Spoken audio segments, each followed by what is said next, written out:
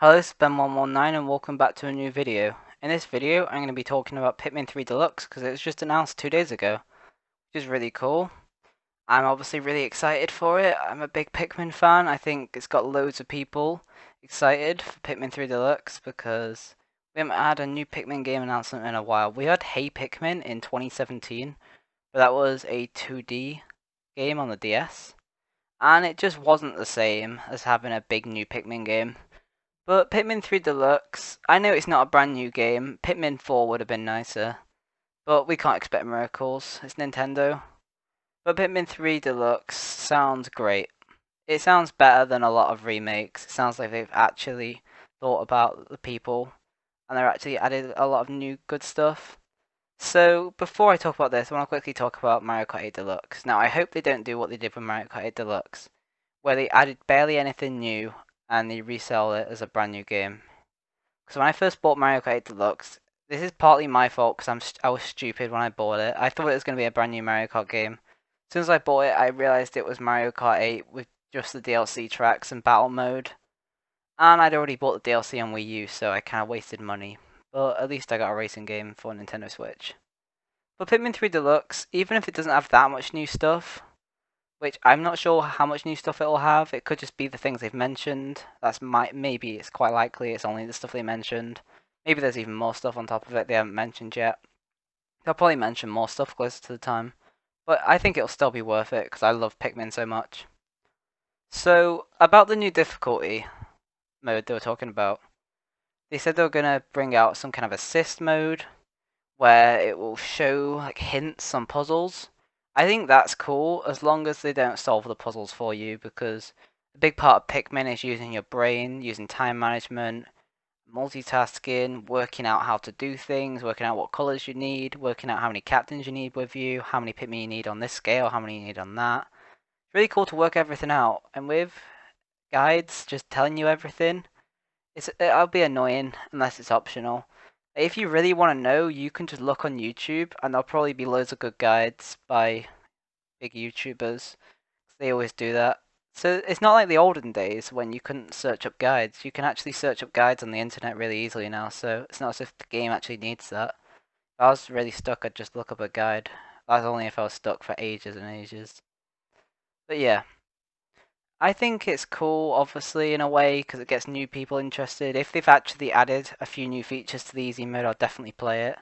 I'll probably play it anyway, because I like to do anything Pikmin related. Because Pikmin's really cool. I'd definitely do everything on the game. I'm not sure what the easy mode will do as well. It might make enemies easier, it might make Pikmin stronger. Maybe you'll have more in-game time.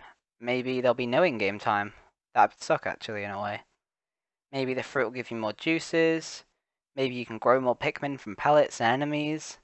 I'm not sure what it will do, but I can imagine it could do some of them things.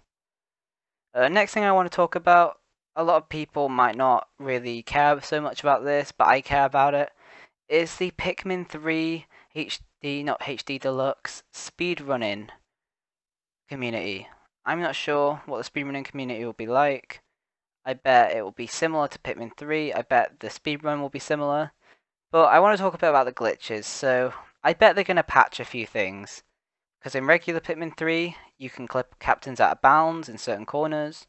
There's a trick in Twilight River called Louis Clip, which I'd highly recommend checking out. You're basically able to skip building a bridge to the Scornet Maestro by clipping up onto the area, and then you can clip back down with Louis and clip Louis down. Out of balance movement, on some maps you can get on top of the map and move around, which is pretty cool. They might patch some of that because they may see that you can exploit the game. Dodge whistle skips, maybe they'll patch it, maybe they'll make the dodge whistle less overpowered. And long throws, sometimes you can throw captains really far onto certain ledges or Pikmin really far. Maybe they'll patch that as well. I am not sure though. So next thing is, what will the limit be for Pikmin days? Now, for Pikmin 3, the current limit for all fruits is 10 days. There's no way of getting it lower because you have to return to every area twice because there are fruit that are in the water and you don't get blues until day 6, so you have to return to every area. There's no way of getting the fruit out of the water. And even if you could, the time to do the areas would be extremely tight, and I'm not sure if it'd even be possible in certain areas like tropical wilds because there's so much to do in them areas anyway, especially if you didn't have wings. So there may be new glitches. I presume there'll definitely be new glitches found by the Pikmin Discord. I'll probably be looking on day one myself for new stuff because I am a Pikmin speedrunner. That's what I do. I look for glitches and obviously try and perfect my time. If there is new stuff, I'll definitely mention it in the Discord. I'd recommend joining the Pikmin Discord, even if you don't speedrun Pikmin 3. It's interesting. Uh, Everyone in the Discord's really supportive. People could probably help you get into speedrunning this game. I've made an all fruit speedrun tutorial if you want to check it out. It's fairly beginner friendly. And Jayhawk's made a really good one. And I'm going to stop talking about this because everyone's probably getting bored about speedrunning stuff. Probably not many people really speedrun the game, they just want to hear about Pikmin 3 Deluxe. So, another important thing I want to talk about is the Go Here feature. So Go Here is a big part of Pikmin, especially if you're a speedrunner. You're able to make the captains go to places without having to move them. You can just point out somewhere on the map and they go there. So I wonder how it will affect it, because usually you have to use the gamepad and you have to pick a place on the gamepad and they go there, but obviously you're not playing with a gamepad, you're playing with a controller. So maybe it'll be a separate menu. I hope they still keep it in the game. If they get rid of it, that's really stupid because it's a deluxe version. They should keep everything and add more, not take away stuff. But it'd be cool if it's done in the game. It most likely will be. It'll probably be similar. And that brings me on to my next point, controls. So I know a lot of people who played through Pikmin 3 played with Remote and Nunchuck. Now I don't play with Remote and Nunchuck. I play with Pro Controller, Wii U Pro Controller. So if you have to use the Pro Controller on the Nintendo Switch, that'd be really cool. I'm not sure how motion controls will work. Maybe there'll still be motion controls with pointing. But I probably won't be using that. I'll definitely test it out, obviously. But if I speedrun or just play through, I'll use Pro Controller. Because that's nice. And I'm comfortable with it. It'll be even better with the Nintendo Switch Pro Controller because it's an even better controller. So that'd be cool. Multiplayer story mode. Wanted to talk a bit about that. See what your opinion is. I can't see it being exactly the same as regular story mode because, especially when you only have two captains, because there's a puzzle, we need to throw a captain, but if the other player's playing as a captain, you're not able to throw them. Just things like that. I think there'll have to be small differences near the start of the story. Go Here won't really be able to use because I know on regular Pikmin 3 it doesn't let you use Go Here on multiplayer missions. It'd be cool if you could, but they might find a way around it, I'm not sure. I don't think it'll be online. I think it'll just be local wireless multiplayer, which is fine. Obviously, I don't want it online because everyone will have different ideas on what they want to do and where. Yeah. So Bingo Battle. I want to talk a bit about Bingo Battle. One, will there be more Bingo Battle maps? Maybe, maybe not. And two, will you be able to play online Bingo Battle? Because I feel like that would be a really cool feature to play online against people. It'd be really fun. There could be Bingo Battle tournaments hosted by Nintendo. It could get more people interested in speedrunning Pikmin. It could get more people playing the game for longer. Be more ways of replaying the game. As long as it's not extremely laggy like Mario Maker 2 Online. Which Mario Maker 2 Online is really good. It's just dead laggy. If it's really laggy and unplayable, that'll be sad. But maybe they could reduce the amount of Pikmin on the field. I wonder if... Yeah, I think the amount of Pikmin will still be 100 on the field. That's fair enough. Having any more would just be too easy in some places. Multitasking, you get too much done. Another thing I want to talk about, extra missions. Do I think there'll be extra missions? I don't know. I think it'll just be the DLC missions, but for free. I can't see there being extra missions as well. Maybe extra defeat bosses missions if there's going to be new bosses in the other modes. So I haven't even talked about the other modes. Let's talk about that. So there's apparently going to be two new story modes. One set before Pikmin 3 and one set after Pikmin 3. And you play as Olimar and Louie in them, from what I've heard. And I'm not sure what you're going to have to do in them, but number one, will they be easy or will they be hard? Will it be easier than the regular story, or will it be harder? I hope they're harder, because that would be nice. Second thing I want to talk about is, will it be short or long? Will it just be like a quick hour playthrough? Will it be a full game length? Like, how long or easy will it be? Will it have in-game time? I'm not sure. Will it just be like missions? No idea. Will there be any more things in the actual story? Will there be extra fruit in the regular story mode?